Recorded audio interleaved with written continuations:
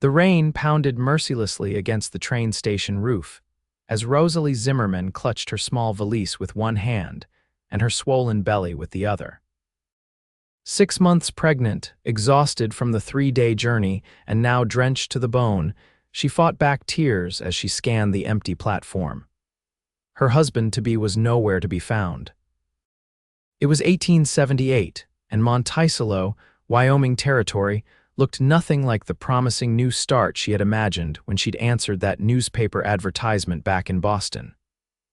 The small frontier town was barely visible through the downpour, just a muddy main street lined with wooden buildings. Rosalie shivered, pulling her damp shawl tighter around her shoulders.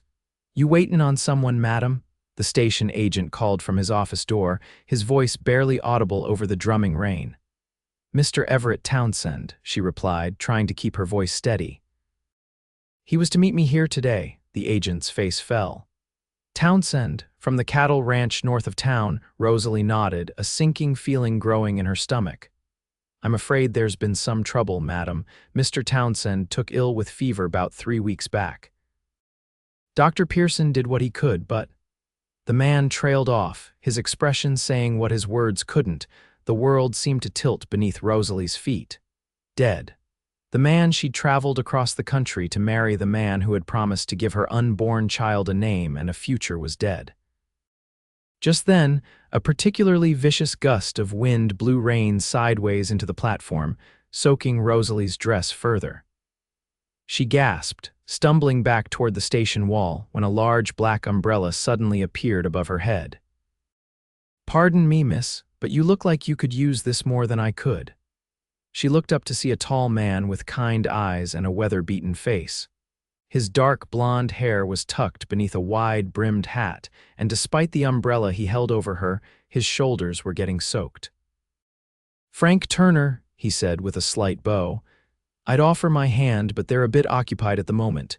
Rosalie stared at him, trying to comprehend how her entire future had collapsed in mere seconds. I have nowhere to go," she whispered, her hand instinctively moving to protect her unborn child. Frank's eyes followed her movement, and understanding dawned in them. "You're the mail-order bride Townsend was expecting," he said quietly. "I heard he'd sent for one, but I didn't know." His gaze lingered on her belly. "Yes," Rosalie admitted, her cheeks burning with shame. "I'm Rosalie Zimmerman, and now I learn he's dead." Frank Turner shifted the umbrella to better shield her from the rain. He seemed to be wrestling with a decision before he finally spoke. "Miss Zimmerman, I own the Silver Creek Ranch about 5 miles outside of town. I've got a spare room where you can stay until you figure things out. No strings attached, just a dry place to rest." Rosalie hesitated. She'd come west to marry a stranger, and now another stranger was offering her shelter. But what choice did she have? "That's very kind, Mr. Turner, but I couldn't impose." "It's no imposition," he interrupted gently. "My housekeeper, Mrs. Abernathy, lives on the property too. You'll be quite proper under her watchful eye, I assure you." As if to emphasize the urgency of her situation, thunder cracked overhead, making Rosalie jump.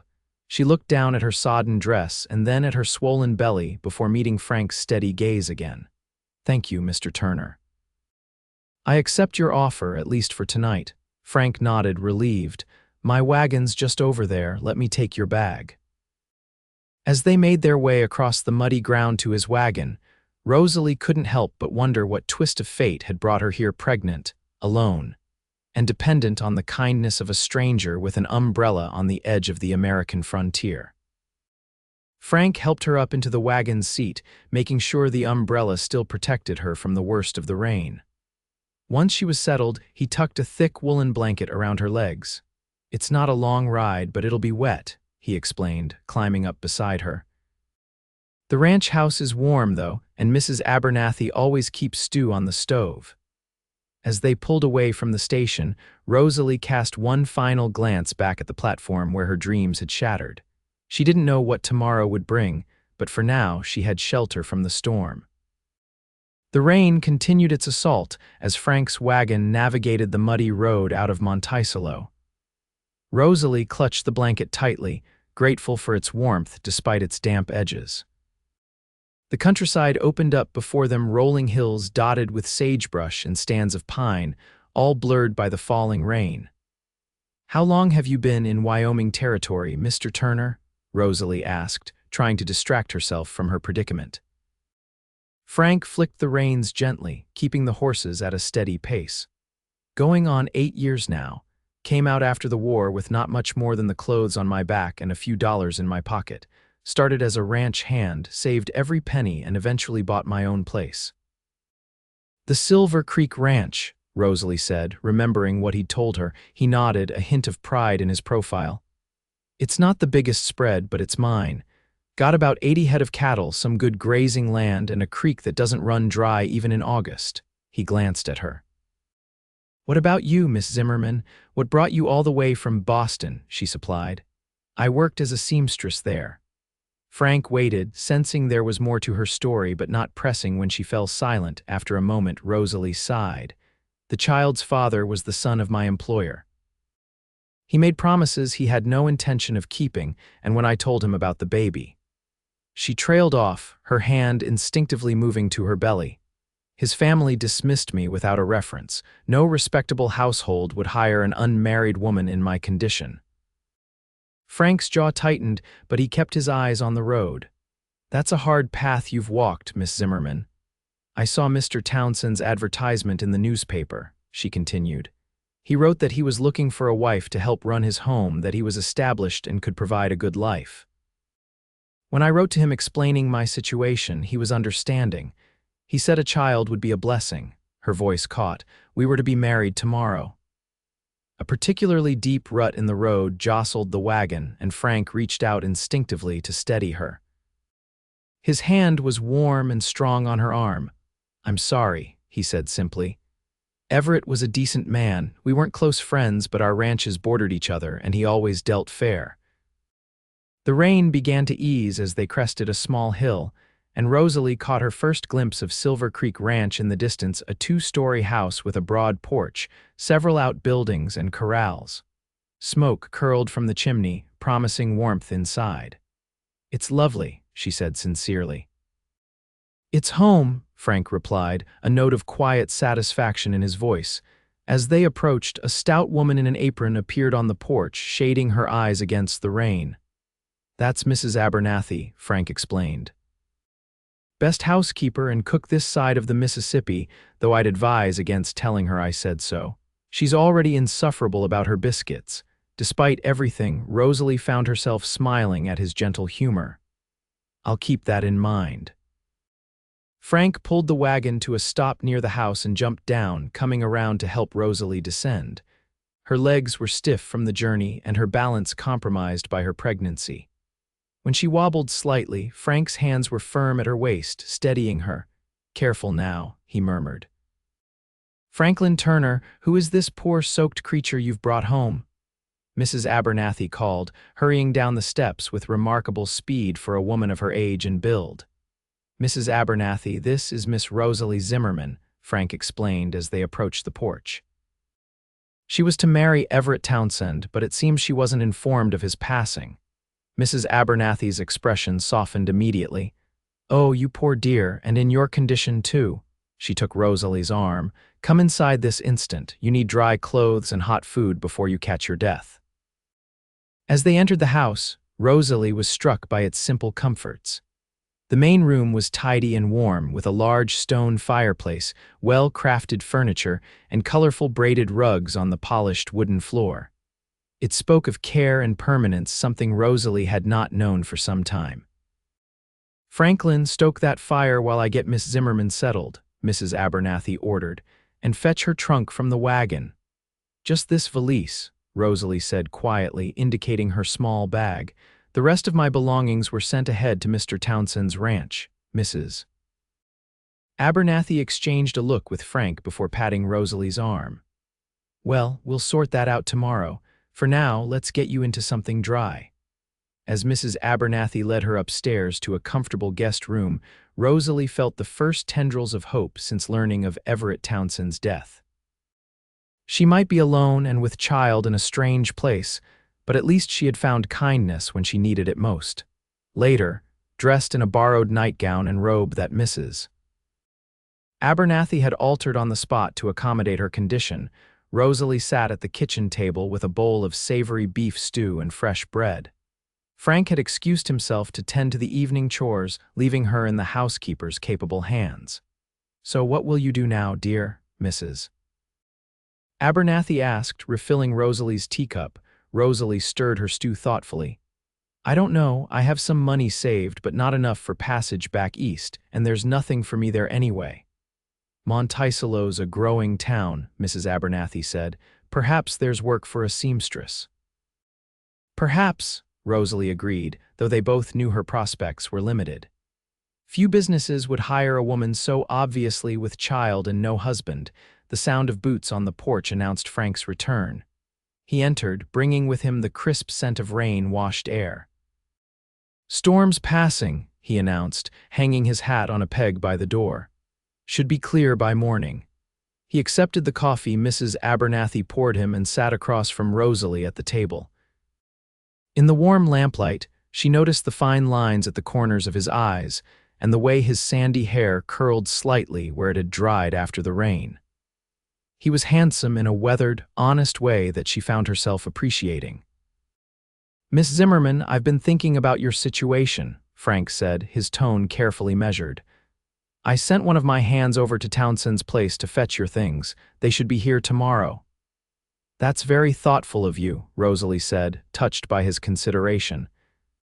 Frank nodded, turning his coffee cup in his hands. "There's something else. Townsend's ranch is going to auction next month. His sister back east is his only kin, and she's instructed the bank to sell everything." "I see," Rosalie said softly, though she wasn't sure what this had to do with her. "What Mr. Turner is trying to say," Mrs. Abernathy interjected with an exasperated look at her employer, "is that you're welcome to stay here until after your baby comes." Frank shot his housekeeper a grateful look. "Yes, exactly. You need a safe place, and we have the room. Mrs. Abernathy could use the help around the house too, if you're willing." "I could." Mrs. Abernathy raised an eyebrow, but quickly composed her features. "Why, yes, of course I could. These old bones aren't what they used to be." Rosalie looked between them, overwhelmed by their generosity. "I don't know how I could repay such kindness. You mentioned you're a seamstress," Frank said. "Truth is, I've got a pile of shirts that need mending, and Mrs. Abernathy refuses to touch them. Because you tear them on barbed wire and get them so soaked in cow muck that no amount of washing ever gets them clean," the housekeeper retorted. A laugh escaped Rosalie before she could stop it, the first genuine laugh she'd had in months. Frank grinned. "See, you'd be doing us a favor." Rosalie considered the offer. She had nowhere else to go, and the thought of bringing a child into the world alone terrified her. Here was safety, at least for now. "Thank you, Mr. Turner. I accept, on the condition that I earn my keep through honest work. I won't be a charity case." Frank nodded, respecting her pride. "Agreed, Miss Zimmerman, and please call me Frank. Then you must call me Rosalie." Their eyes met across the table, and something unspoken passed between them, not romance, not yet, but the beginning of trust. In that moment, Rosalie felt the weight on her shoulders lighten, just a bit. Outside, the rain finally stopped, and stars began to appear in the clearing sky. The following days established a routine at Silver Creek Ranch. Rosalie rose early each morning, determined to be useful despite her condition. She helped Mrs. Abernathy with breakfast, learned the rhythms of the household, and spent hours mending not only Frank's shirts, but also linens, curtains, and other items that had been awaiting attention. Frank, for his part, maintained a respectful distance while ensuring Rosalie's comfort. He brought her belongings from Townsend's ranch as promised, and even carried up a rocking chair to her room, explaining awkwardly that he'd heard expectant mothers found them soothing. On her 5th day at the ranch, Rosalie was sitting on the front porch, enjoying the spring sunshine while she worked on one of Frank's shirts. The sound of approaching horses made her look up to see Frank returning from town with another rider, a well-dressed man with a black medical bag. "Rosalie," Frank called as he dismounted, "I've brought Dr. Pearson to see you." She set aside her sewing, suddenly apprehensive. "I'm feeling quite well, Mr. Turner." Frank, he reminded her with a smile, and I'm glad to hear it, but the doctor's here at my request. Every expectant mother should have proper care. Dr. Pearson, a balding man with kind eyes and a trimmed beard, tipped his hat to her. Miss Zimmerman, a pleasure to meet you. I understand you're about 6 months along. Yes, she confirmed, touched by Frank's thoughtfulness. Though I haven't seen a doctor since Boston. Well then, we have some catching up to do, the doctor said pleasantly. Perhaps we could speak inside. As Rosalie led Dr. Pearson into the house, she glanced back to see Frank watching them, concern evident in his expression. It had been a long time since anyone had worried about her welfare, and the feeling warmed her more than the spring sunshine. The doctor's examination was thorough and reassuring. The baby seems healthy, he told her afterward. And you're in good condition too, though I'd like to see you put on a bit more weight. Growing babies need nourishment. I'll make sure of it, Mrs. Abernathy declared from the doorway where she'd been hovering. I've been telling her the same thing. Dr. Pearson smiled. Between your cooking and my medical advice, Miss Zimmerman stands no chance of remaining slender, Mrs. Abernathy. After the doctor left, Rosalie found Frank in the barn brushing down his horse. He looked up when she entered, his expression questioning. The doctor says everything is fine, she told him. Thank you for bringing him. I should have thought of it myself, but you've had a lot on your mind, Frank finished for her. He set down the brush and turned to face her fully. I'm glad everything's all right. Rosalie twisted her hands in her apron. Mr. Turner, Frank, I want you to know how much I appreciate everything you've done. Many men would not have been so kind to a woman in my situation. Frank's gaze was steady. I was raised to believe that a person's worth isn't determined by their circumstances but by their character. He paused. And from what I've seen, you have more character than most. The compliment brought warmth to Rosalie's cheeks. Still, I know my presence here complicates things. People in town must be talking. People always talk, Frank said with a dismissive shrug, but my business is my own. Nevertheless, I don't want to bring scandal to your doorstep. Once the baby comes and I'm able, I should find my own way. Frank stopped her with a raised hand. Rosalie, you're welcome here for as long as you need. I meant that. As for the gossips in town, let them talk. Anyone whose opinion I value will understand. His sincerity was unmistakable, and Rosalie felt something shift between them, a deepening of the trust that had been building. Now, Frank said, lightening his tone, I believe Mrs. Abernathy mentioned apple pie for dessert tonight, and I, for one, don't intend to be late to the table. Rosalie laughed. She's been baking all afternoon. I think she's determined to fatten us both up. A noble cause, Frank agreed with a smile. He offered her his arm. Shall we? It was a simple gesture, but as Rosalie placed her hand on his arm, she couldn't help but feel that it represented something more, a promise of support that went beyond mere shelter. Together, they walked back to the house, where warm light spilled from the windows as the sun began its descent. As spring blossomed into early summer, Rosalie found herself settling into life at Silver Creek Ranch. Her pregnancy advanced, her body growing heavier as the baby within her became more active. Despite her increasing bulk, she insisted on remaining useful, taking over much of the mending for the ranch and even sewing new curtains for the parlor. Frank, she discovered, was a fair and respected employer. The ranch hands treated him with a combination of deference and easy camaraderie that spoke of mutual respect. They were initially curious about Rosalie, but Frank's matter-of-fact explanation of her circumstances without divulging personal details seemed to satisfy them. One warm June afternoon, Rosalie sat on the porch, working on a small gown for the baby.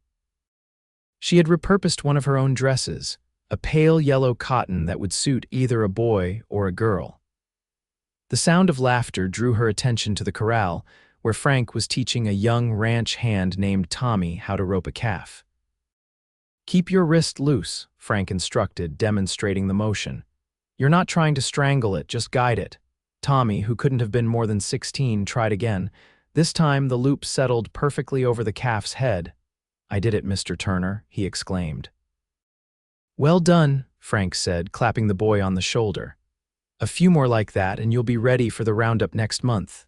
Watching them, Rosalie found herself smiling. Frank had a natural way with people, firm but kind, demanding excellence but patient with learning. She wondered what kind of father he would make, then quickly pushed the thought away. Such musings were dangerous to her heart. As if sensing her gaze, Frank looked up and waved. He said something to Tommy, then made his way toward the porch. "How's the sewing coming along?" he asked, leaning against the railing near her chair. Rosalie held up the small gown. "Almost finished, just the hem left to do." Frank studied the tiny garment, his expression softening. "It's hard to believe anyone can be small enough to wear that." "Not for long," Rosalie said, placing a hand on her rounded belly. "The way this one kicks, I expect a strapping child with a talent for causing trouble," Frank chuckled. "The best kind." His eyes met hers, warm with something she wasn't ready to name. "You're feeling well today." "Very well," she assured him. It was true. Despite the discomforts of late pregnancy and the summer heat, she felt healthier and more at peace than she had in a long time. Frank nodded, satisfied. "I'm heading into town tomorrow for supplies. Is there anything special you need?" "Some more thread would be nice if it's not too much trouble, and perhaps some ribbon for the baby gowns." "Consider it done." He straightened up from the railing. "I should get back to Tommy before he convinces himself he's an expert roper after one success." Rosalie watched him go, admiring the confident way he moved and the sunlight glinting off his hair. It was becoming harder to remember that this arrangement was temporary, that Silver Creek Ranch was not truly her home. That night after dinner, as she and Mrs. Abernathy cleared the dishes, the housekeeper broached a subject Rosalie had been avoiding. "Have you thought about names for the baby?" Mrs. Abernathy asked. Rosalie rinsed a plate before answering. "I've considered a few." "Care to share them with an old woman who loves nothing better than sticking her nose where it doesn't belong?" Mrs. Abernathy's eyes twinkled with good humor. Rosalie couldn't help but smile. "If it's a boy, I was thinking of Daniel, after my father. A fine name. And if it's a girl?" "Elizabeth, perhaps, or Grace." Mrs. Abernathy nodded approvingly. "Beautiful names, all of them." She paused in her drying. "You know, Mr. Turner's mother was named Grace." Rosalie glanced at the housekeeper sharply. "I didn't know that. A lovely woman." "She died when Frank was just 12, but she left her mark on him. That's where his sense of honor comes from, I'd wager." Rosalie felt a pang of sadness for the boy Frank had been, losing his mother so young. What about his father? Died in the war. Frank was already grown by then, but it hit him hard all the same. Mrs. Abernathy set down her towel and faced Rosalie directly. "He's a good man, our Frank, the kind who doesn't come along every day." Rosalie felt heat rise to her cheeks. "Mrs. Abernathy, if you're suggesting—" "I'm not suggesting anything," the older woman interrupted, though her expression said otherwise. "Just making conversation while we wash up." Rosalie turned back to the dishes, but her mind was racing. She couldn't deny the growing feelings she had for Frank, his kindness, his strength, the way his rare smiles transformed his face. But she was carrying another man's child, a complication no man should have to accept. Later that night, as Rosalie prepared for bed, a sharp pain gripped her abdomen. She gasped, clutching the bedpost until it passed. Probably just the baby shifting, she told herself. She was still weeks away from her due date, but an hour later, as she tried to sleep, another pain came, stronger this time, and then another. With growing alarm, Rosalie realized these weren't just movement pains. The baby was coming too early. She managed to make it to her door and call out weakly, "Mrs. Abernathy." The housekeeper appeared almost instantly, as if she'd been waiting. One look at Rosalie's face told her everything. "It started, hasn't it?" she asked, coming to support Rosalie back to the bed. Rosalie nodded, fear gripping her as tightly as the pain. "It's too soon." "Babies come when they're ready, not when we think they should," Mrs. Abernathy said firmly. "Now you get back in bed while I wake Mr. Turner. We need to send for the doctor." As the older woman hurried away, Rosalie sank back against the pillows, praying that her baby would be safe. Outside her window, a full moon illuminated the Wyoming night, casting silver light across a land that had become unexpectedly dear to her, as had the people who called it home. The night stretched endlessly as Rosalie's labor progressed. Mrs. Abernathy stayed by her side, offering comfort and practical assistance while they waited for the doctor. Frank had ridden for him personally, refusing to send one of the hands on such an important errand. "You're doing fine, dear Mrs. Abernathy assured her, wiping Rosalie's brow with a cool cloth. "First babies often take their time." Rosalie gripped the older woman's hand as another contraction seized her. "What if something's wrong? It's too early." "Not so very early," Mrs. Abernathy countered. "And you're strong, as is that baby, judging by how it's been kicking these past months." The sound of horses outside brought a moment of relief. Soon after, Frank's boots pounded up the stairs and he appeared in the doorway, breathless and concerned. "The doctor's right behind me," he announced. His eyes found Rosalie's, and the worry in them matched her own. "How are you holding up?" Before she could answer, another pain took her breath away. Frank moved instinctively to her side, taking her hand without hesitation. His palm was rough with calluses but warm and steady. "Squeeze as hard as you need," he told her. When the contraction passed, Rosalie became aware of how inappropriate this was, an unmarried man in her birthing chamber, holding her hand. But the concern in Frank's eyes overrode convention. "Thank you for bringing the doctor," she managed. "I'd have carried him here on my back if that's what it took," Frank replied with a small smile. Dr. Pearson arrived then, shooing Frank from the room with instructions to wait downstairs. Frank squeezed Rosalie's hand once more before leaving. "Don't worry," he told her quietly. "You're not alone in this." The hours that followed were a blur of pain and exhaustion. The doctor's calm presence was reassuring, as was Mrs. Abernathy's practical support. But it was the knowledge that Frank was waiting below, concerned for her welfare, that gave Rosalie the strength to persevere when her body seemed ready to surrender. Dawn was breaking when the doctor finally announced, "I can see the head. One more good push, Miss Zimmerman." Gathering her remaining strength, Rosalie bore down with all her might. The pressure built to an unbearable peak, then suddenly released as the tiny body slipped free. For one terrifying moment, there was silence. Then a thin, indignant wail filled the room. "You have a son," Dr. Pearson announced, placing the squalling infant on Rosalie's chest. A bit small, but with a healthy pair of lungs. Tears streamed down Rosalie's face as she gazed at her son for the first time.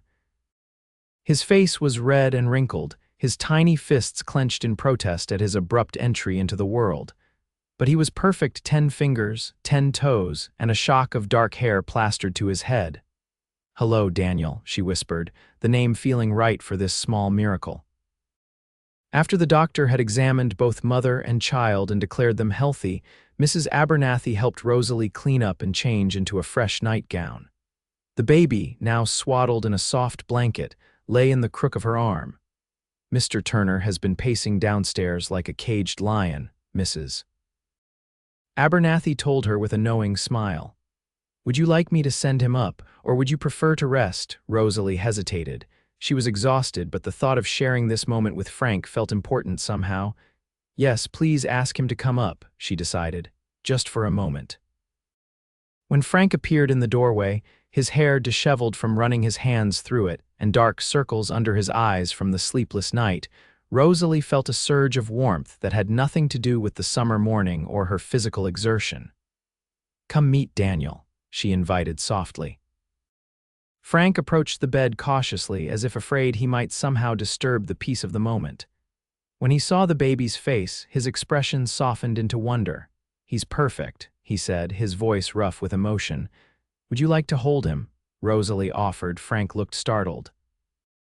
"I don't know the first thing about holding babies." "It's not difficult," she assured him. "Just support his head." With great care, Frank took the bundled infant from Rosalie. His large hands, so skilled with horses and ropes, were infinitely gentle with the tiny boy. Daniel squirmed slightly, then settled against Frank's chest as if recognizing a safe harbor. "Hello there, little man," Frank murmured. "You gave us quite a scare arriving early like that." The sight of her son in Frank's arms brought fresh tears to Rosalie's eyes, tears of gratitude, and something deeper that she wasn't ready to acknowledge. "Thank you, Frank," she said. "For everything." He looked up from the baby, his eyes meeting hers with an intensity that stole her breath. "You did all the hard work. I mean for giving us a home when we had nowhere to go, for caring about what happened to us." Frank's expression grew serious. "Rosalie, but whatever he had been about to say was interrupted by Daniel's sudden loud cry. Frank looked momentarily panicked before carefully handing the baby back to Rosalie. "He's probably hungry," she explained, "and I should rest." Frank nodded, backing toward the door. "Of course, I'll let you two be. If you need anything at all, just call. I'll be nearby." As he left, Rosalie looked down at her son, now quieting as he found what he sought. "That's a good man, Daniel," she whispered. "One of the best I've ever known." The baby's only response was to continue nursing contentedly, unaware of the complicated emotions swirling through his mother's heart. The days following Daniel's birth established a new rhythm at Silver Creek Ranch. Rosalie spent most of her time in her room at first, recovering her strength and learning the nuances of her son's needs. Mrs. Abernathy proved an invaluable guide, sharing wisdom accumulated through raising her own children and helping countless other women with their newborns. Frank kept a respectful distance, but made his support known in countless small ways, ensuring the house remained quiet during Daniel's nap times, bringing wildflowers to brighten Rosalie's room, and once, memorably, attempting to bake bread himself when Mrs. Abernathy was occupied with laundry and Rosalie was exhausted from a sleepless night with a colicky baby. "I've seen it done 100 times, he'd insisted when Mrs. Abernathy discovered the floury disaster in her kitchen. How hard could it be?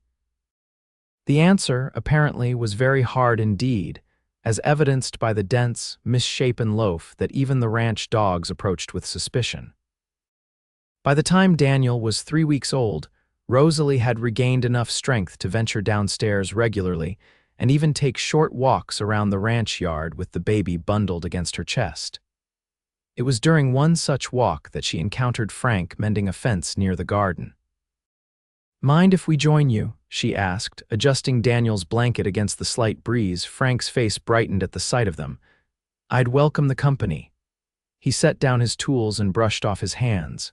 "How's our little cowboy today?" "Growing stronger every day," Rosalie said proudly. "Dr. Pearson says he's gaining weight right on schedule now." Frank nodded, pleased. "Good. A Wyoming winter's no place for a skinny child." The casual mention of winter sent a pang through Rosalie. Summer was already waning, and she had yet to make any concrete plans for her future. She'd been so focused on Daniel's arrival and then his care that she'd allowed herself to forget the temporary nature of her situation. As if reading her thoughts, Frank said, "I've been meaning to speak with you about something when you're feeling up to it." Rosalie tensed. Was this the conversation she'd been dreading, where he gently reminded her that she needed to find her own way soon? "I'm feeling much better now," she said carefully. "What did you want to discuss?" Frank gestured to a nearby bench beneath an apple tree. "Let's sit." "You shouldn't be on your feet too long yet." Once they were settled, Daniel sleeping peacefully against Rosalie's shoulder, Frank seemed to struggle with how to begin. "I received a letter yesterday," he finally said, "from Everett Townsend's sister back east." Rosalie's heart sank. Had the woman somehow learned of her presence at Silver Creek? Was she objecting to the mail-order bride who never became her brother's wife? "It seems she's decided not to sell the ranch after all," Frank continued. "At least, not right away. She's looking for someone to manage it for a year or two until she decides what to do with it long term." This was unexpected news. "I see," Rosalie said, unsure where he was going with this. Frank turned slightly to face her more directly. "I've been thinking about expanding Silver Creek for some time now. Townsend's land adjoins mine to the north and the grazing there is excellent." "You're going to buy it?" Rosalie asked. "Eventually, I hope to, but for now I've offered to manage it for her." She was amenable to the arrangement. Rosalie nodded slowly, still not understanding how this affected her situation. Frank took a deep breath. "The thing is, Townsend's house is sitting empty. It's not as large as this one, but it's well built and has good water from a well. It would need a woman's touch, of course, but—" "Frank," Rosalie interrupted gently, "what exactly are you proposing?" His eyes met hers, direct and honest. I'm offering you and Daniel a place of your own. You could live in Townsend's house, work as much or as little as you're able, and be independent while still having support nearby." Rosalie stared at him, stunned by the generosity of the offer. "You would do that for us?" "I would," Frank confirmed. "There's plenty of work for a skilled seamstress between the two ranches, and we have grown accustomed to having you here." The proposal was everything Rosalie could have hoped for: independence with security, a home for her son, meaningful work. Yet something in Frank's manner, a hesitation in his voice, made her wonder if there was more he wasn't saying. "That's extremely generous," she said carefully. "But I wouldn't want to complicate your life further. People already talk about my presence here." Frank waved away her concern. "Let them talk. I've never much cared for gossip." Daniel stirred against her shoulder, making small, snuffling sounds that indicated he would soon wake hungry. Rosalie adjusted him automatically, buying time to think. "May I see the house before I decide?" she asked finally. Relief washed over Frank's features. "Of course. I can take you over tomorrow if you're feeling strong enough for the ride." "I'd like that," Rosalie said, offering him a smile that didn't quite mask her confusion about her own feelings. The prospect of having her own home was appealing, but the thought of leaving Silver Creek, leaving Frank's daily presence, created an unexpected hollow feeling in her chest. Before she could examine that feeling too closely, Daniel awoke with a demanding cry that left no doubt about his immediate needs. "Someone has perfect timing," Frank commented with a smile, standing to help her up from the bench.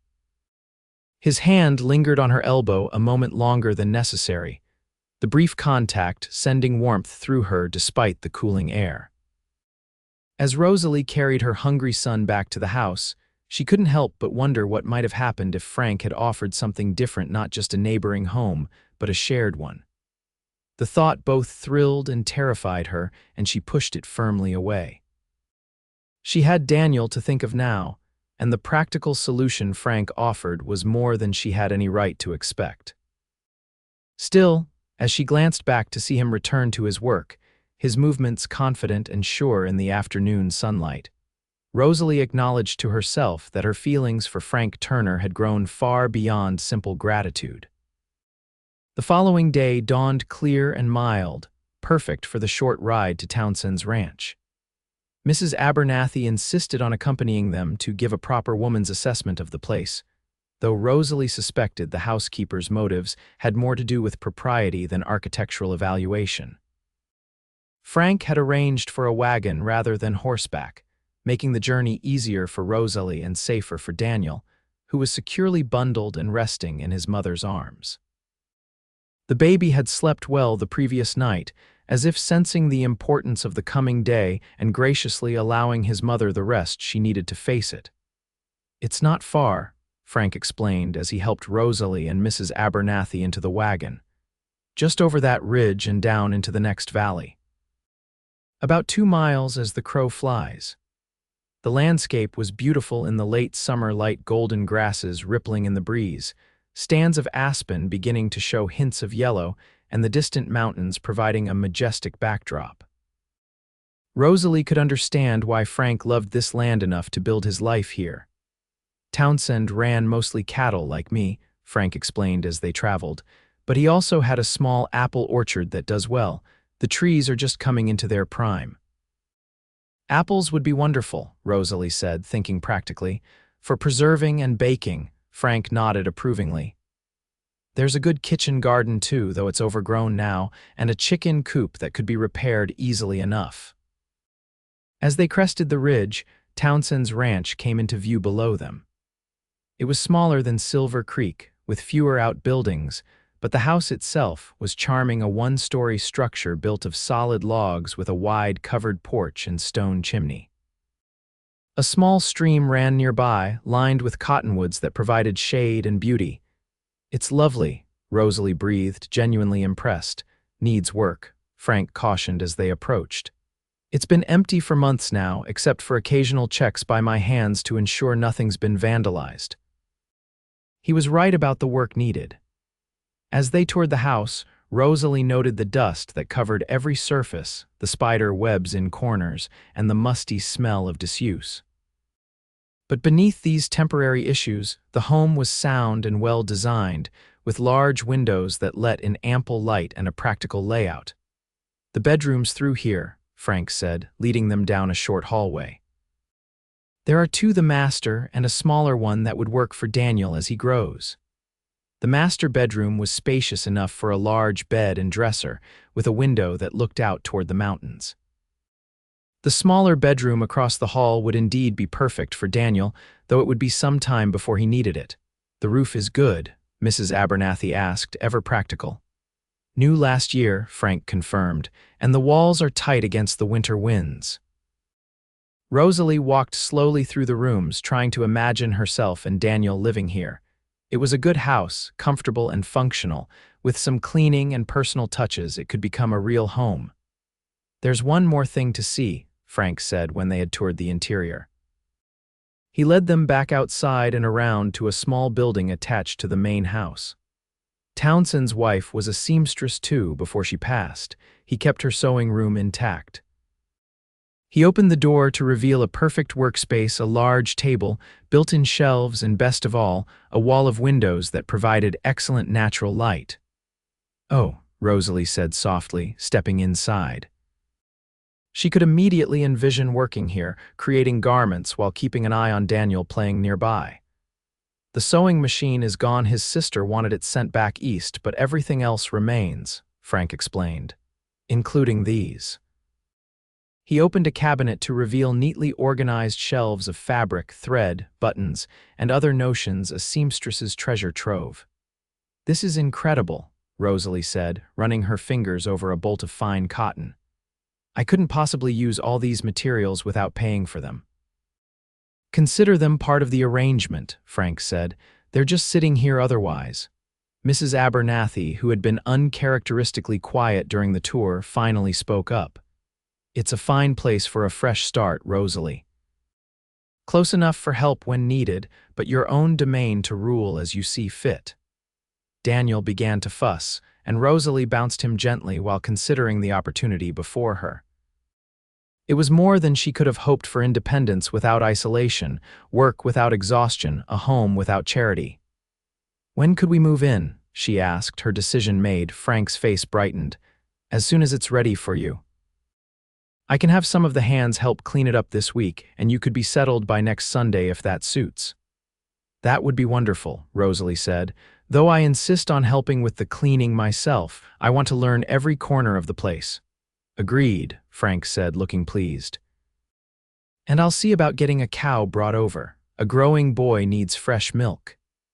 As they prepared to leave, Rosalie took one last look at the house that would become her home. It represented a new chapter in her life, one filled with both challenges and opportunities. Yet as she climbed back into the wagon with Frank's help, his strong hands steady at her waist, she couldn't ignore the slight ache in her heart at the thought of no longer seeing him every day across the breakfast table. The week that followed was a flurry of activity. True to his word, Frank sent several ranch hands to help with the major cleaning of Townsend's house. Rosalie divided her time between caring for Daniel and working alongside the men, scrubbing floors, washing windows, and airing out bedding. Mrs. Abernathy contributed by baking endlessly, ensuring that everyone involved in the project was well fed. Frank himself oversaw the repairs, fixing a loose board on the porch, replacing a cracked window pane, and ensuring the stove worked properly for the coming colder weather. He seemed to anticipate Rosalie's needs before she voiced them, arranging for a cradle to be brought from town and installing hooks for hanging laundry both inside and out. By Saturday evening, the house was transformed. Clean, functional, and beginning to feel like a home, it awaited only Rosalie and Daniel's permanent presence to truly come alive again. "We'll move your things over tomorrow after breakfast," Frank told Rosalie as they sat on the porch of Silver Creek, enjoying the evening coolness. Daniel was asleep in his cradle nearby, his tiny chest rising and falling with each breath. "I can't thank you enough," Rosalie said, watching the first stars appear in the darkening sky, "not just for the house, but for everything since that day at the train station." Frank was quiet for a moment, his profile strong against the twilight. "Do you ever wonder what might have happened if Townsend had lived?" he asked suddenly. "If he had been there to meet you that day?" The question surprised Rosalie.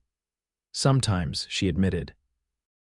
"I suppose we would have married as planned. He seemed kind in his letters." "He was a good man," Frank agreed, "but I can't help thinking." He trailed off, then seemed to make a decision. "Rosalie, there's something I need to say before tomorrow." The seriousness in his tone made her turn to face him fully. "What is it?" Frank looked down at his hands, then back up to meet her gaze. "I've grown very fond of you and Daniel these past months, more than fond, if I'm being honest." Rosalie's heart began to beat faster. "Frank, please let me finish," he said gently. "I know you came west to marry another man and fate dealt you a different hand. I know your priority now is providing for your son and building a life for the two of you." "Yes," she agreed softly. "The arrangement we've made with Townsend's house is still what I'm offering. You need independence, and I respect that." Frank took a deep breath. "But I want you to know that if, in time, you might consider something more between us, I would be honored." Rosalie sat very still, absorbing his words. They weren't entirely unexpected. There had been moments between them that hinted at deeper feelings, but hearing them spoken aloud made them real in a way that both thrilled and frightened her. "I don't expect an answer now," Frank continued when she remained silent, "or anytime soon. I just wanted you to know where I stand before you move to the other ranch." A soft cry from the cradle gave Rosalie a moment's reprieve from responding. She rose to check on Daniel, finding him still mostly asleep but stirring. As she gently rocked the cradle, she gathered her thoughts. "Frank," she said finally, turning back to him, "I've developed feelings for you as well. How could I not, after all your kindness, but I'm afraid." "Of what?" he asked, standing to join her near the cradle. "Of depending too much on someone again, of making a decision based on gratitude rather than other feelings." She looked down at her sleeping son. "And I worry about asking you to take on another man's child as your own." Frank's expression softened. "Daniel isn't an obligation, Rosalie. He's a blessing. And as for gratitude, well, I'd like to think what's grown between us goes deeper than that." "It does," she admitted quietly. He took her hand, his touch warm and steady. "Then let's give it time. You'll be just over the ridge, not across the country. We can see each other often, get to know one another better without the pressure of sharing a house." His suggestion was sensible and considerate, like the man himself. Rosalie felt some of her anxiety ease. "I'd like that," she said with a small smile. Frank's answering smile was like sunrise after a long night. "Then that's what we'll do." He squeezed her hand once before releasing it. "Now, I should let you get some rest. Tomorrow will be a busy day." As he turned to go, Rosalie called softly, "Frank?" He paused, looking back at her. "Thank you for understanding that I need time. Not every man would." "I'm not every man," he replied simply. As Rosalie prepared for bed that night, she found herself looking forward to the move with a lighter heart. Frank had given her not just a home, but also the freedom to choose their future together or apart without pressure or obligation. It was a gift as valuable as the house itself, and one that made her feelings for him deepen even further. The following morning brought clear skies and mild temperatures, perfect for moving day. After an early breakfast, Frank loaded Rosalie's belongings, now considerably more than the small valise she'd arrived with, into the wagon, while Mrs. Abernathy packed a basket of food essentials to stock the new kitchen. "I've included some of my sourdough starter," the housekeeper told Rosalie as they wrapped jars and packages, "and written instructions for feeding it. No excuse for serving store-bought bread to that growing boy." "I'll do my best to live up to your standards," Rosalie promised. Touched by the older woman's practical affection, Daniel, unaware of the significance of the day, dozed contentedly in his cradle, recently fed and changed. He had grown noticeably in his short life, his cheeks filling out and his dark hair thickening. Rosalie marveled daily at how much she could love this tiny person who had turned her life upside down in every possible way. By mid-morning, everything was loaded and ready. Frank had arranged for Tommy, the young ranch hand, to drive the wagon so that he could ride alongside on horseback. As they prepared to depart, Mrs. Abernathy surprised Rosalie with a fierce hug. "Don't be a stranger," the housekeeper said gruffly. "This is still your home too, whenever you want it." Rosalie blinked back tears. "I'll visit often, I promise." The journey to Townsend's ranch now, at least temporarily, passed quickly. Daniel remained asleep despite the wagon's movement, and Rosalie found herself drinking in the beauty of the landscape, committing to memory the path between the two properties. Upon arrival, Frank and Tommy unloaded the wagon efficiently, placing furniture and trunks according to Rosalie's directions. By early afternoon, the house had transformed from merely clean and functional to personally arranged, with Rosalie's few belongings giving it the lived-in feeling that had been missing. "That's the last of it," Frank announced, setting down a crate of kitchen items. "Tommy, why don't you take the wagon back and bring the milk cow over? Take your time, she's not used to being led that far." The young man nodded and headed out, leaving Frank and Rosalie alone with the sleeping baby. "How does it feel?" Frank asked, watching as Rosalie arranged a jar of wildflowers on the kitchen table. "Being mistress of your own home. Strange," she admitted. "Exciting, a little scary." Frank nodded, understanding. "It'll feel more natural with time." "I hope so." She glanced around the kitchen, mentally listing all she needed to learn and do. "There's so much I don't know about running a household out here." "You'll learn," Frank assured her, "and help is just over the ridge if you need it." Their eyes met across the room, the air between them charged with unspoken emotions. Rosalie knew that if she asked him to stay longer, he would. If she asked for more than friendship right now, he would likely offer it. But she had promised herself time to be sure of her own heart, and Frank deserved nothing less than certainty. "I should let you settle in," he said finally, breaking the moment. "But I'll check on you tomorrow, make sure everything's working as it should." "We'd like that," Rosalie said, gesturing to include the still sleeping Daniel. Frank moved toward the door, then paused. "One more thing." He reached into his pocket and pulled out a small object. "The key to your new home." He placed it in her palm, closing her fingers gently around it. "It's yours now, Rosalie, your domain, as Mrs. Abernathy put it." The simple metal key felt heavy with significance. "Thank you, Frank, for everything." He tipped his hat with a smile. "Until tomorrow, then." After he left, Rosalie stood in the center of her new home, key still clutched in her hand, and took a deep breath. For the first time in many months, perhaps even years, she felt truly in control of her own destiny. Whatever happened next would be her choice, made from strength rather than necessity. Daniel stirred and began to fuss, ready for his next feeding.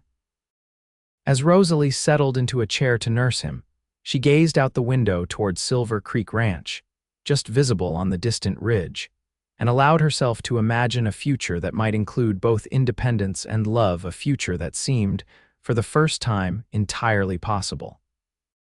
The first weeks in her new home passed in a blur of activity and adjustment. Rosalie established routines for caring for Daniel, maintaining the house, and beginning her sewing work. Frank visited regularly, always with a practical reason, bringing firewood, checking the roof for leaks before the first autumn rain, helping to repair the chicken coop, but Rosalie knew these tasks were also pretexts to see her and Daniel. For his part, Daniel thrived in the country air. At 3 months old, he had nearly doubled his birth weight and had discovered the joy of smiling, particularly when Frank spoke to him in the deep, gentle voice he seemed to reserve for the baby. "He knows quality when he sees it," Frank remarked one afternoon as Daniel gurgled happily in his arms. They were sitting on the porch, enjoying the last warm days before fall truly set in. "Smart boy. He certainly knows who brings him the most attention," Rosalie teased, watching as Frank let the baby grasp his finger with surprising strength. Their relationship had evolved into a comfortable friendship with undertones of something deeper. Frank never pushed for more, true to his word about giving her time, but Rosalie sometimes caught him watching her with an expression that made her heart beat faster. As September gave way to October, Rosalie's sewing business began to grow. Word had spread through Monticello and the surrounding ranches that Everett Townsend's would-be bride was a skilled seamstress. and orders came in steadily mending at first, then simple garments, and finally more complex items like wedding dresses and baptismal gowns. "You're becoming quite the entrepreneur," Frank observed one evening as he helped Rosalie hang a line for drying clothes indoors during the coming winter months. "Half the women in town are wearing your handiwork, according to Mrs. Jenkins at the general store." Rosalie smiled, pleased by the recognition. "It feels good to be useful, to earn my own way." "You've done more than that," Frank said, testing the sturdiness of the line. "You've built something from nothing. Not everyone could have managed so well." His praise warmed her more than it should have. "I had help," she reminded him. "I still do." Frank finished securing the line and turned to face her fully. "Yes, but you're the one who made it work. That takes courage and determination." Before Rosalie could respond, Daniel let out a demanding cry from his cradle near the stove. The moment of intimacy passed as she went to tend to her son, but Frank's words lingered in her mind. That night, after Frank had returned to Silver Creek and Daniel was asleep in his cradle beside her bed, Rosalie sat by the fire and allowed herself to consider the future more concretely. She was building a life here, a good one, with work she enjoyed and a safe place for her son to grow. But something was missing, and she knew precisely what it was when Frank visited 2 days later, bringing a repaired rocking chair he'd found in one of his outbuildings. Rosalie was ready. "Would you stay for supper?" she asked as he set the chair in the corner she'd indicated. "Nothing fancy, just rabbit stew and biscuits." Frank's smile was answer enough. "I'd be honored. Let me just see to my horse first." While he was outside, Rosalie checked on Daniel, sleeping peacefully after his latest feeding, and then gave the stew a final stir. She had planned this evening carefully, wanting everything to be perfect for what she intended to say. When Frank returned, they fell into the easy pattern that had developed over months of shared meals. He set the table while she served the food, their movements coordinated like dancers who had practiced together for years. The conversation flowed naturally through supper, covering topics from the latest town gossip to Frank's plans for winter grazing. It wasn't until they had finished eating and moved to sit by the fire that Rosalie gathered her courage. "Frank," she began, her hands clasped tightly in her lap. "Do you remember what you said to me the night before I moved here, about giving us time?" He nodded, his expression turning serious. "I remember every word. I've had time now, time to establish myself here, to be sure of what I want." She took a deep breath. "And what I want, what I've wanted for some time now, is you." Frank went very still, his eyes never leaving her face. "Rosalie, please let me finish," she said, echoing his words from that night on the porch. "I know there are complications. I come with a child who isn't yours by blood. I have a business I want to continue, and I'm sure people will talk." "None of that matters to me," Frank interjected. "It matters that you understand what you'd be taking on," Rosalie insisted. "But if you still feel as you did then, if you still want something more between us, then I'm ready for that too." For a moment, Frank didn't move, and Rosalie feared she had misread the situation entirely. Then he was on his knees before her chair, taking her hands in his. "Rosalie Zimmerman," he said, his voice rough with emotion. "I fell in love with you somewhere between offering you my umbrella at that train station and watching you build a life here through sheer determination. I love your courage, your kindness, and yes, your stubborn independence." Tears welled in Rosalie's eyes. "And Daniel is part of you, and I love him too," Frank said simply. "I would be proud to raise him as my own son, to give him my name and everything else I have to offer." "You're certain?" she pressed, needing to be absolutely sure. "Once done, there's no going back." Frank's smile was tender. "The only direction I want to go is forward with both of you." He squeezed her hands gently. "Rosalie, will you marry me?" The question, though expected after his declaration, still sent a thrill through her. "Yes," she whispered. "Yes, I will marry you, Frank Turner." He rose then, pulling her to her feet and into his embrace. When his lips found hers for their first kiss, Rosalie understood completely why she had needed to wait for this moment. There was no confusion now, no question of gratitude versus love. This was where she belonged, where they belonged. A soft cry from the bedroom reminded them they weren't alone. Frank released her reluctantly but kept hold of her hand. "Should we tell him the news?" he asked with a smile. "I think he already knows," Rosalie laughed, leading Frank toward the bedroom where their son for he was truly that now waited. As they stood together looking down at Daniel, who had settled back to sleep, Rosalie felt a sense of rightness that had been missing from her life for too long. The journey that had brought her to Wyoming had been filled with hardship and uncertainty, but standing here now, she wouldn't change a single step. "When shall we marry?" Frank asked softly, his arm around her waist. "Soon," Rosalie decided. Before the first snow, Frank nodded approval. "A November wedding then, just enough time to prepare." "Nothing elaborate," Rosalie cautioned. "Just us, those who matter most, and the promises we make." "That sounds perfect," Frank agreed, "though we should discuss where we'll live, this house or Silver Creek." It was a practical question, but one Rosalie had already considered.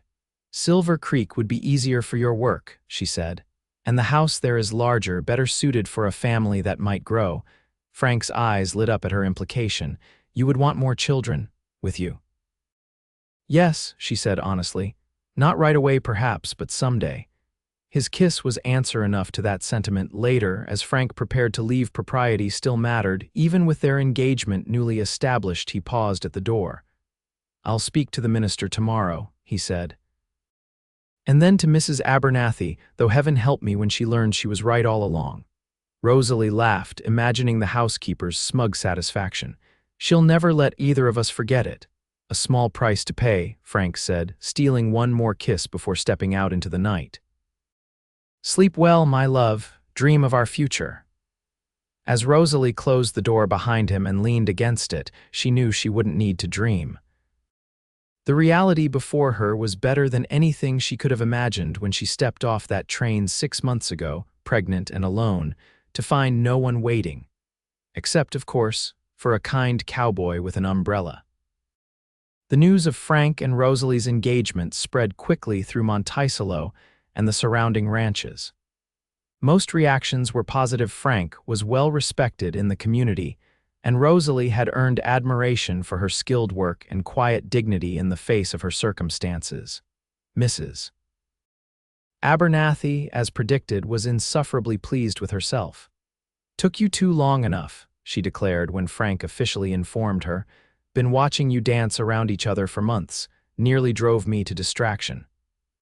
The most touching response came from Tommy, the young ranch hand, who awkwardly presented Rosalie with a hand-carved wooden rattle for Daniel. "Made it myself, madam," he said, blushing furiously. "For the little feller." As October progressed, wedding preparations kept Rosalie busy between caring for Daniel and fulfilling sewing orders. She created a simple but elegant wedding dress of ivory wool with pearl buttons, practical enough to wear again, but special enough for the occasion. Frank, meanwhile, focused on preparing Silver Creek Ranch for its new residents. He enlarged the master bedroom, adding a connected smaller room that would serve as Daniel's nursery until he was old enough for his own bedroom down the hall. He also cleared space in an unused parlor for Rosalie's sewing business, installing large windows similar to those in her workroom at Townsend's ranch. "You've thought of everything," Rosalie marveled when he showed her the changes. "I want you to feel that it's your home too, not just mine that you're moving into," Frank explained. They decided to continue leasing Townsend's property, using it for additional grazing land and keeping the house maintained for possible use by a foreman in the future. The arrangement satisfied both practical needs and sentimental attachments. Rosalie had grown fond of the place that had given her independence. The wedding was set for November 12th, allowing time for Frank's sister Rebecca to travel from Denver for the ceremony. Rosalie, who had no family to invite, was touched by the gesture when Frank insisted on postponing until his only sibling could attend. "Family matters," he said simply.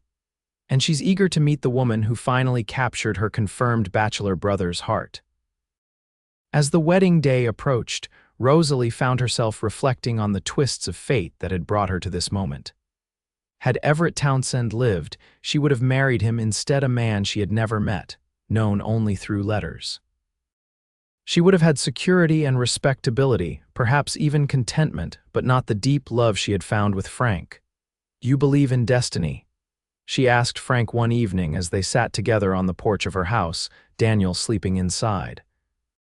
The night was crisp with approaching winter, the stars brilliant in the clear Wyoming sky. Frank considered the question seriously, as he did everything. "I believe that life offers us chances," he said finally. "What we make of them is up to us." And that day at the train station, "When you offered me your umbrella," his eyes, reflecting the starlight, were warm on hers. "That was the luckiest chance of my life, but falling in love with you, that was choice, not chance." The distinction mattered, Rosalie realized. Their love wasn't some predetermined fate they had stumbled into, but something they had built together, decision by decision, day by day. The wedding day dawned clear and cold, with a dusting of the season's first snow on the distant mountains. Rosalie dressed carefully in her new gown, arranged her hair with sprigs of dried lavender Mrs. Abernathy had provided for something borrowed, and wrapped Daniel in a new blanket she had embroidered with his initials, soon to become DTZ. Turner. The ceremony was held in Monticello's small church, filled with friends and neighbors who had come to wish them well. Frank's sister Rebecca, a tall, dignified woman with her brother's kind eyes, stood beside Rosalie in place of family, holding Daniel during the exchange of vows.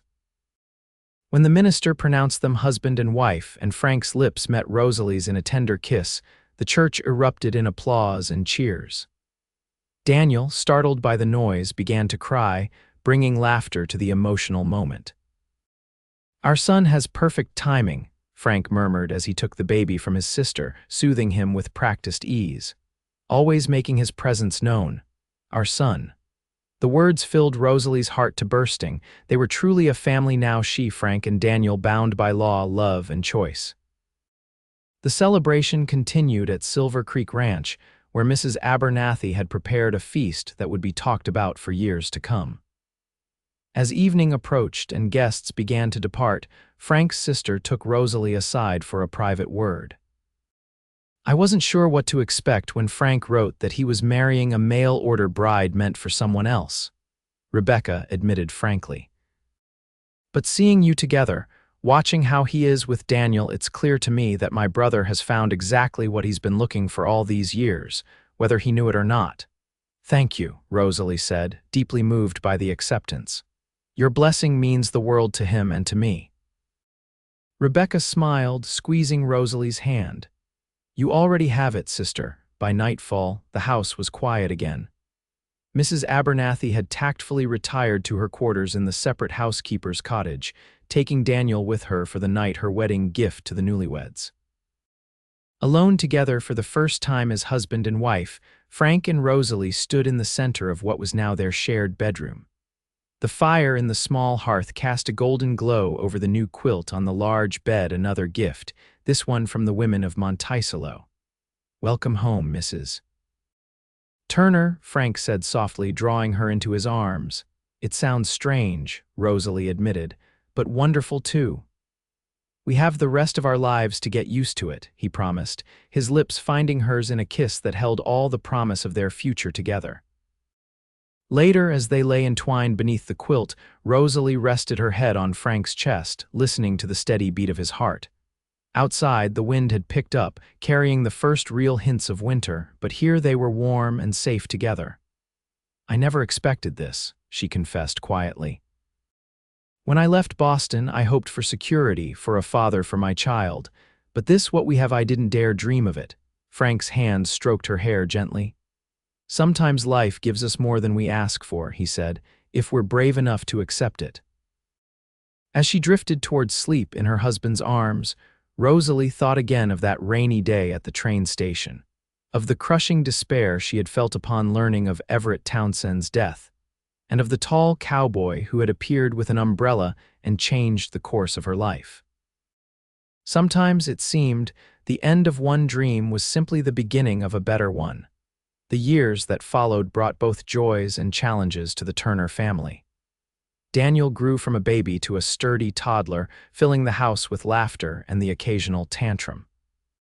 He adored his father, following Frank everywhere he was allowed and throwing impressive fits when excluded from men's work that might be dangerous.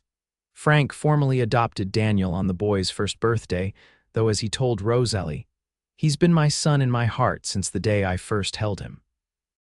The adoption made official what was already true in every way that mattered. Rosalie's sewing business continued to thrive, expanding to include not only clothing, but also quilts and fine linens that were shipped as far as Denver. She hired a young woman from town as an apprentice, teaching her the skills she had learned in Boston and finding unexpected satisfaction in passing on her knowledge. The spring after their wedding brought another blessing. Rosalie discovered she was expecting again. The pregnancy was easier than her first, supported by Frank's constant attention and Mrs. Abernathy's practical care. "This time you're not alone, working yourself to exhaustion to survive," Frank pointed out when Rosalie marveled at the difference. "It makes all the difference in the world." Their daughter, Grace Rebecca Turner, was born on a crisp October day in 1880, nearly 2 years after her parents' wedding. She arrived promptly and with minimal fuss, as if aware that her mother had already experienced enough drama in childbirth.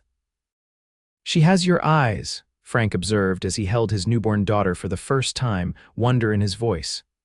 "And your calm temperament, thank heavens," Rosalie added, watching as the baby regarded her father solemnly. "I think Daniel used up all the fussiness available to our children." As if to prove her point, 2-year-old Daniel chose that moment to burst into the room, escaping from Tommy, who had been tasked with keeping him occupied. "Baby," he exclaimed, clambering onto the bed beside Rosalie. "My baby." "Yes, your sister," Frank confirmed, lowering Grace so Daniel could see her better. "But you must be gentle, son. She's very new." Daniel's small face screwed up in concentration as he reached out one finger to touch the baby's cheek with exaggerated care. "Soft," he declared. The scene embodied everything Rosalie had once thought beyond her reach: a loving husband, healthy children, a home filled with warmth and security. The journey to this point had been neither straightforward nor easy, but standing at this destination, she wouldn't change a step of it. Silver Creek Ranch prospered under Frank's management, expanding gradually as neighboring properties became available. By the time Grace was 3, they had tripled their original cattle herd and added sheep as well, a diversification that proved wise when beef prices fluctuated. The town of Monticello grew too, benefiting from the railroad spur that finally reached it in 1882. The increased connection to the outside world brought new opportunities and challenges, including competition for Rosalie's sewing business from ready-made garments shipped from Eastern factories. Rather than fight the tide of progress, Rosalie adapted, focusing on quality custom work that couldn't be matched by mass production. Her reputation for exceptional craftsmanship ensured a steady stream of clients willing to pay for the difference. Through it all, the foundation of their success remained the partnership. Frank and Rosalie had built a relationship based on mutual respect, shared goals, and a love that deepened with each passing season.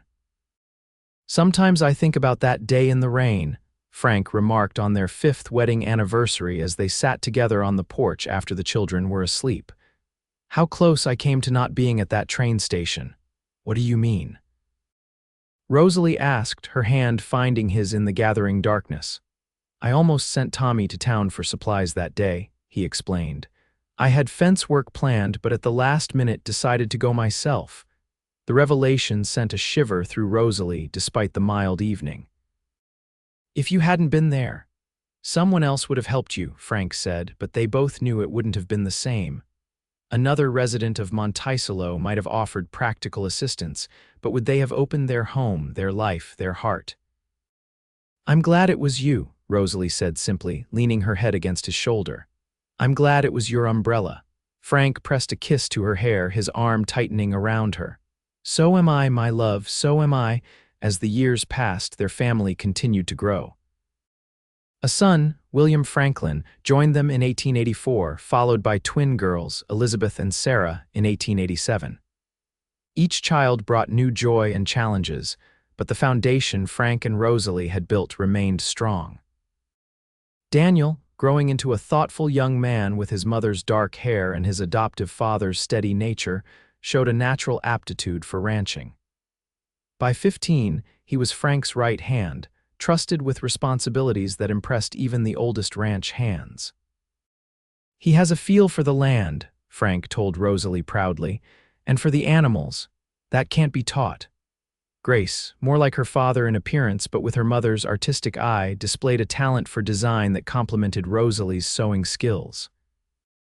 By 12, she was designing patterns that Rosalie incorporated into her work, creating a signature style that became known beyond Wyoming Territory. The younger children developed their own interests and talents, supported by parents who believed in nurturing each child's unique gifts. The Turner family became known not just for their prosperous ranch and successful business, but for their commitment to education and community. Frank served terms on the town council and school board, helping to shape Monticello's growth with the same thoughtful care he applied to his ranch. Rosalie established a sewing circle that evolved into a women's aid society, providing support to families facing hardship and advocating for improved conditions for all. Through celebrations and sorrows, the death of Mrs. Abernathy in her sleep at the age of 78, the marriage of Daniel to the daughter of a neighboring rancher, the birth of their first grandchild, Frank and Rosalie remained each other's foundation, their love a constant in a changing world. On a golden afternoon in the autumn of 1900, 22 years after a rainy day at Monticello's train station, Frank and Rosalie stood on the porch of Silver Creek Ranch, watching their grandchildren play in the yard. The ranch had grown into one of the largest operations in the county. The original house expanded and improved, but still recognizably the home where they had built their life together. "I was thinking," Frank said, his hand finding Rosalie's as naturally as breathing, "about that question you asked me before our wedding, about destiny." "I remember," Rosalie said, smiling at the memory. At 50, her hair was streaked with silver, but her eyes were as bright as ever, especially when they rested on her husband. "You said life offers us chances, and what we make of them is up to us." Frank nodded, his own hair now more gray than blonde, his face lined by years of working outdoors but still handsome in Rosalie's eyes. "I still believe that, but I've come to think that some chances are more important than others, pivotal moments that change everything that follows." "Like offering an umbrella to a stranded pregnant woman," Rosalie suggested, leaning into his side. "Exactly like that," Frank agreed, his arm encircling her waist. "The best decision I ever made." As they watched their legacy play out before them in the forms of children, grandchildren, and the prosperous land they had nurtured together, Rosalie reflected on the long, unlikely journey that had brought them here. From a desperate young woman fleeing scandal in Boston to the matriarch of this thriving family, from a mail-order bride with nowhere to go to a respected businesswoman and community leader, it was a transformation she could never have imagined. Yet it had all begun with a single act of kindness on a rainy day when a cowboy offered his umbrella and in doing so changed two lives forever. "I love you, Frank Turner," Rosalie said softly, the words as true now as they had been when first spoken. "And I love you, Rosalie Turner," he replied, his voice rough with emotion, "through all the years and all the years to come." Together, they watched the sun begin its descent toward the distant mountains, painting the Wyoming sky in shades of gold, and rose a fitting backdrop for a love story that had begun in rain but flourished in the clear light of commitment, respect, and enduring devotion.